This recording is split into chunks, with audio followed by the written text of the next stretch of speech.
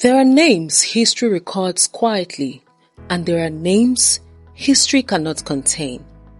Born at the turn of a new century in 1900 in Abeokuta, Funmilayo Ransome-Kuti would rise into one of the most commanding voices in Nigeria's struggle against colonial rule, social inequality, and political exclusion. She was an educator, an organizer, a mother, and a force of political imagination at a time when women were expected to be silent, not seen, and certainly not followed. But she did not just speak. She organized, she mobilized, and with intention and clarity, she transformed resistance into structure. Born Frances Abigail Olufunmilayo Thomas in colonial Nigeria, she came from a family that believed in education at a time when that belief was rare and even rarer for girls. She attended Abeokuta Grammar School and later studied in England, where her world expanded, ideas of society, governance, and civic responsibility taking shape.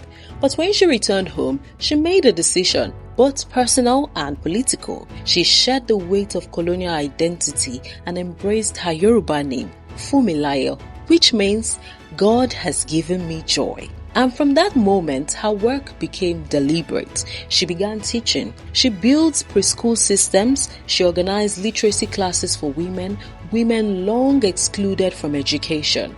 Because to her, education was never just knowledge. It was power, it was access, and liberation. By the 1940s, that quiet groundwork became something louder, something collective and impossible to ignore. Through the Abeokuta Women's Union, she organized women not just as participants, but as a political force. What began as a social group evolved into a movement. Thousands of women, market traders, the backbone of daily life. Under her leadership, they confronted unjust taxation systems that burdened women while denying them a voice. And then they moved. In numbers, in rhythm, in unity. They marched, they petitioned and resisted. And they stayed for days, for weeks, for as long as it took. Until in 1949, the pressure became undeniable and the Alake of Egba land abdicated. A rare moment where organized women did not just protest power, they reshaped it. Because her method was never chaos, it was coordination. And songs became strategy, petitions became pressure, gatherings became governance. And through it all, she taught women something revolutionary, that a collective voice, when structured, could not be ignored. From Abeokuta, her influence traveled beyond the local, into the national, and then the global. She became a key figure in Nigeria's independence movements, stepping into conversations that would shape a nation.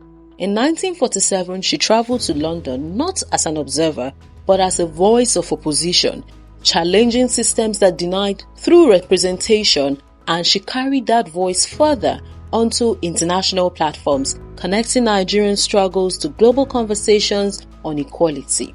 Her influence grew, and so did the scrutiny. Denied travel documents, restricted by global powers because her voice was not just heard, it was powerful.